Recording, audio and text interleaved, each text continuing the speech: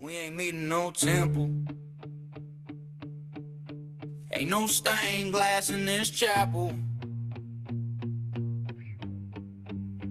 But I feel you, brother. I see you, sister.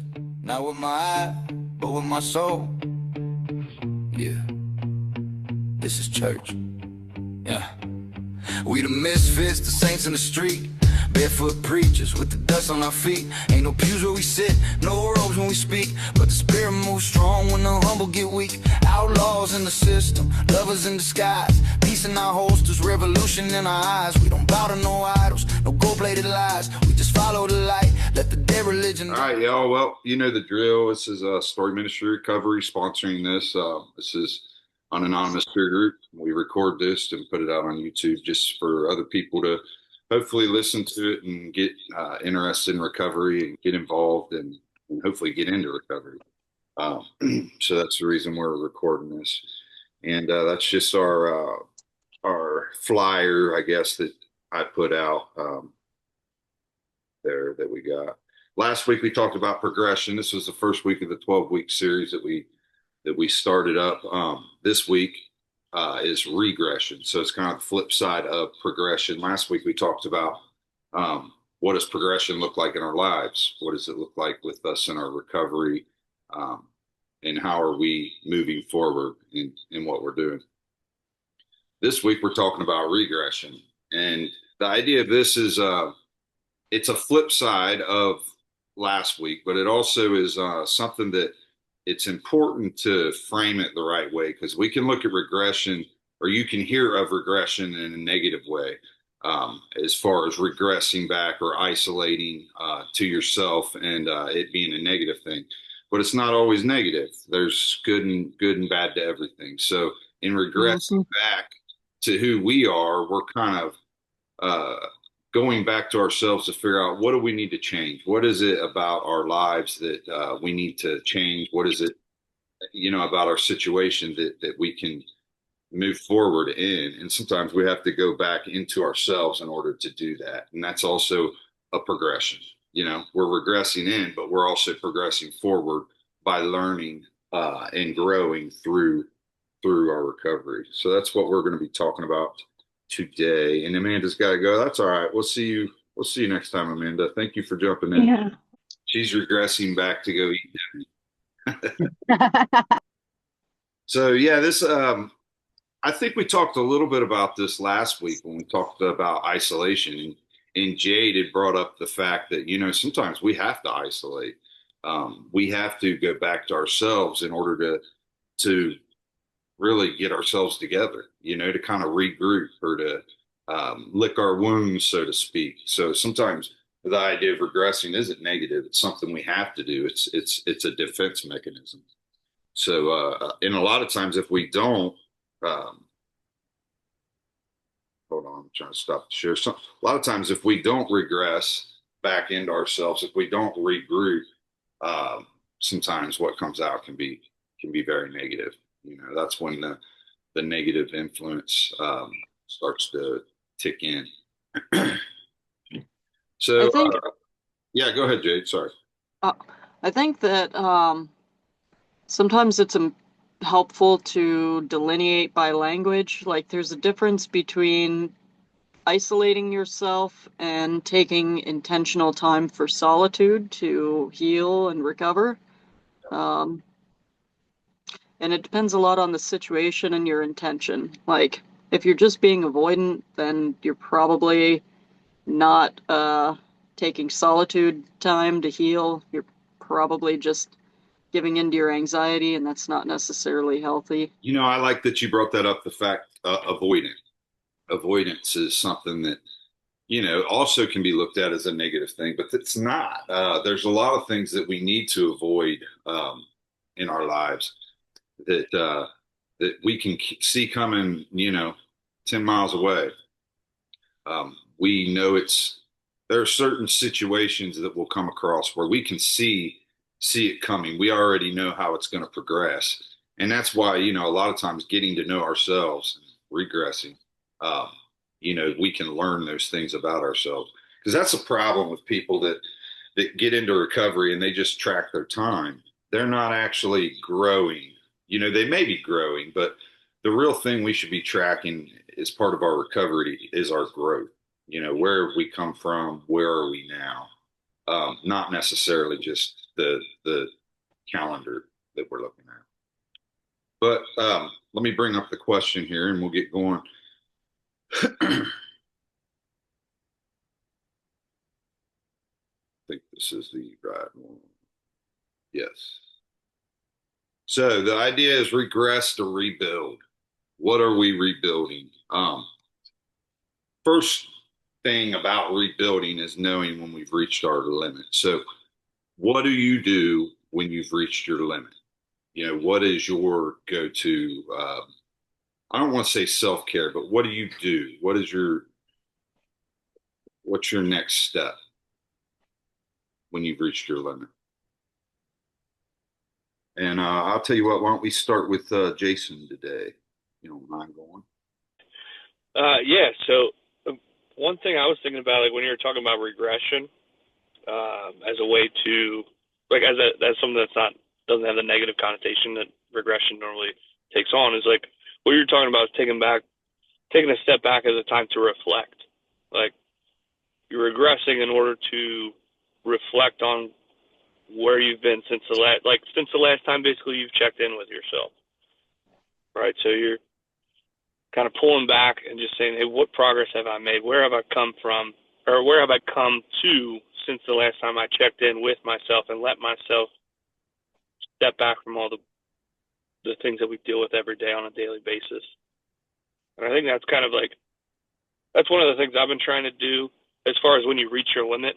Like when I feel super stressed out and I want to run my fist through a wall or reach for a bottle or whatever the case is, that tells me it's time to step back, forget about all that, ancillary bullshit that's going on in the world, and with work or with my kids or with my wife or whatever, and just look at what am I doing, where have I come since the last time I checked in, and just allow myself to appreciate how far I've come, and then and that helps me reset and motivate me again to take the next step and the next step. Yeah, that's good, man. What about you, Angie? Yeah, for what's your, what happens is, what do you do when you've reached your limit and you're about to explode? What is Angie's method? Yeah, my method is I breathe. I breathe. I try to take myself away from the situation, whatever that may be. And I breathe and see what I can do to try to calm myself down, because I already know I'm a bomb waiting to go off at times.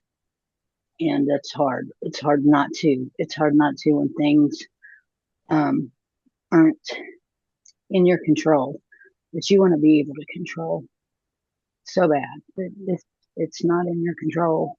You gotta step back and see, breathe. You gotta breathe and look at the situation, different things for what it is. And then you gotta, in my case, I gotta remember my journey, my purpose, my goal.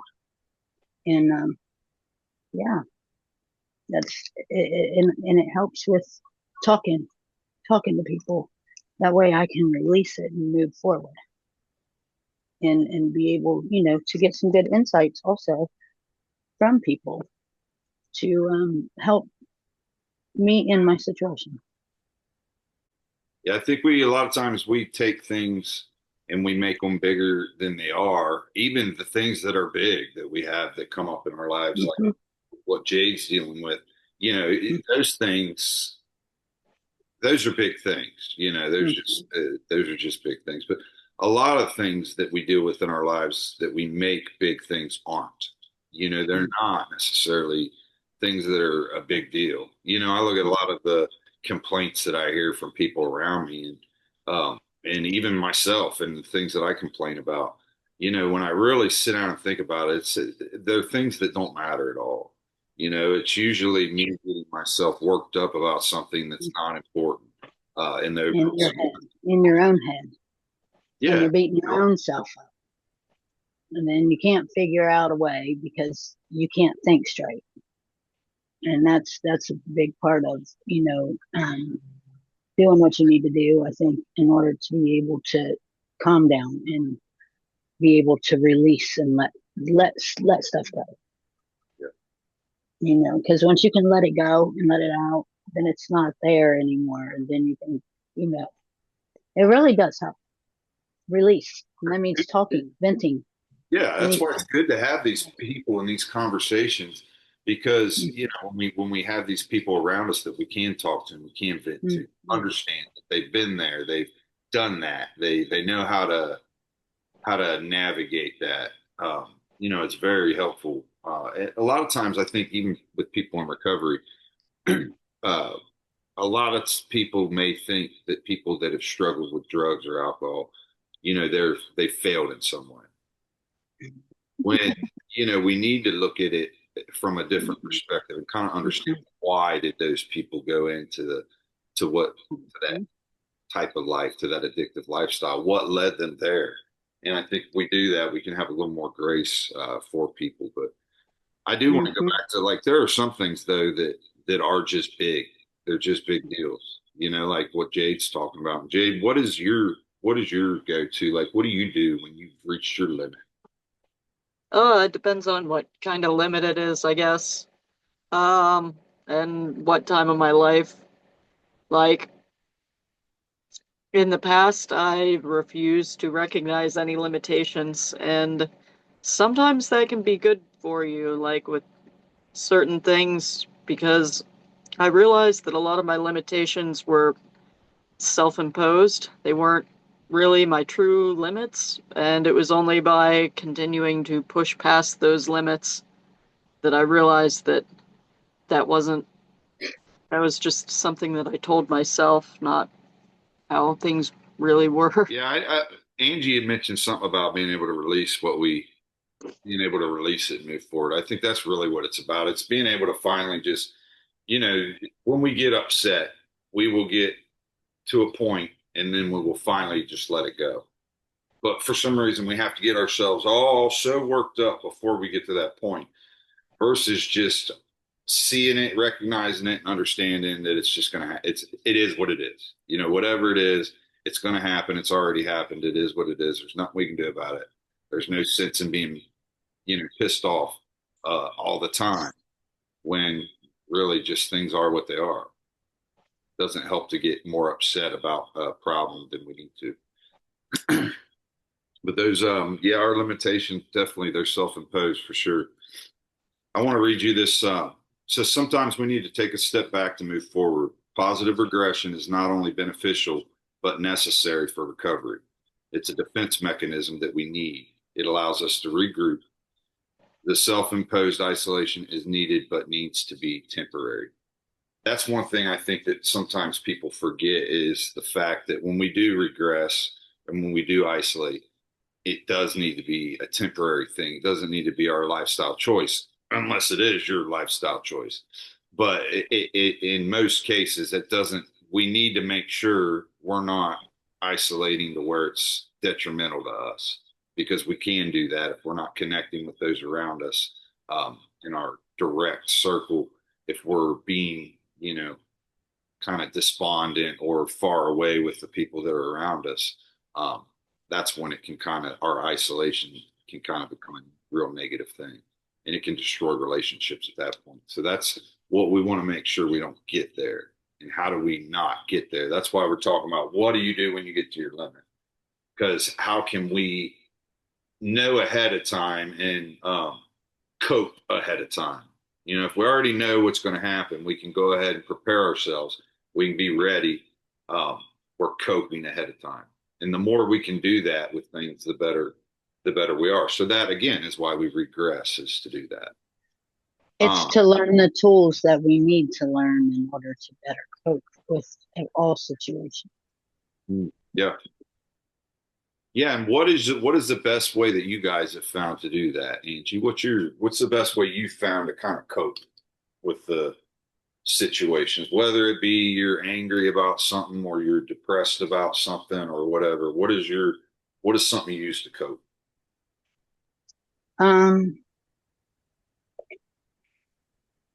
Giving it away. I give it away. I give it away. I give it away to God to do if I can't. I mean, and just try to do my best.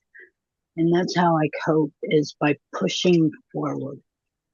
No matter what, pushing forward, no matter how much odds are stacked against me, no matter how much in despair I am in, no matter of whatever, I know I have to keep pushing forward. And only I can do that. And only I can do that and know that I'm doing my part to whatever happens. Because, I mean, I got a little bit of different situation going on, but then that's with my kids, always fighting, always their mental behavior and everything. And now, I mean, I get to the fact that I'm working all the time, but now it's to the fact that where I could lose them because of their behavior. And imagine that, you fighting every day. And that's hard to cope with. That's hard to deal with, to know that all of your fight just means something to you that much. And, I just keep pushing forward. Yeah. But that's after I cooled down and stopped and breathed and meditated on it and all of that, I mean, because that fire can just blaze for a minute. Jason, what about you? What's your coat? What do you use? Yeah, no, I think kind of similar to Angie as far as letting it go. I think just being in community with people, and that helps you let it go. That like, you can take that step back, kind of isolate for a minute, but then you have to enter back in the community, whether it's like with you guys on Sundays, the church group, friends, whatever. There's just, you need to be in community with other people, because it's like, I heard this analogy where it's like a football team or being in the huddle, right? You might throw an interception or fumble the ball, drop a pass, whatever, and after that series, you just want to sit on the bench by yourself. But sooner or later, you got to get it back up when the offense goes back out on the field. You got to get in that huddle.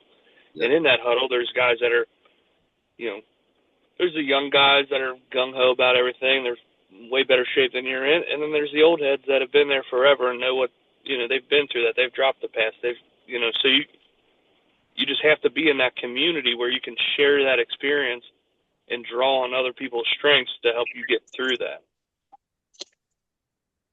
So. Yeah, I think that's a big one. Other people, just having other people around us. I know with losing my mom recently, it's been a struggle for me. The house is real quiet, but if I didn't have the people that I had around me, it would have been so much harder. It's like we make things harder on ourselves by not allowing other people into our lives. And I know a lot of times we do that because we've been hurt, somewhere along the way. Somebody's hurt us, so now we don't want to let anybody in. We're just closed off. And when we go about life that way, it's lonely. And, we need to have that community around us. I agree with that 100%. Like, because of this, you got to leave that past in that past and not carry that. And until you can do that, I mean, that takes growth. It does. It takes growth to not have that kind of fear, because it's hard not to.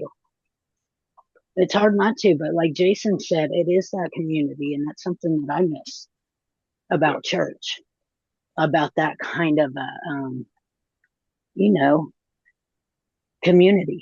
Like he said, community, having your back in various ways. So. Yeah.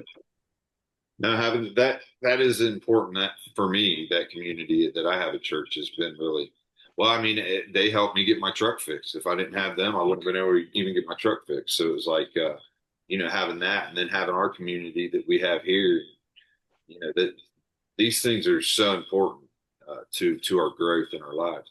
Jade, what about you? What's your code? What is your go-to code? Um, I try to look at everything that happens in my life as a lesson because I believe that if every experience is an experiment, there are no regrets, only results. And once you can kind of use that framework to intellectually distance yourself a little bit from the emotions, like treat everything as a learning experience, as in, like, what can I take away from this? What can I use from this situation to improve my choices next time? What can I do to better myself in the future? How can I change the outcome by my own actions? And when you do that, I think that it kind of bypasses the self-deprecation part, like beating yourself up about shit and, sitting there like, oh, I'm such a dumbass. Why did I do that? If you just treat it like a learning experience, it's a lot easier to skip over the, beating yourself up and go straight into, well, in the future, next time, what can I do better? How can I improve? And by doing that, I think it also helps our self-esteem a lot because it's then you're in a continual process of self-improvement. And if you take the time to self-reflect and keep track of what works and what doesn't, then you can also more easily see your growth and progress. So that's Sure. Yeah. I oh, I just had sorry. what?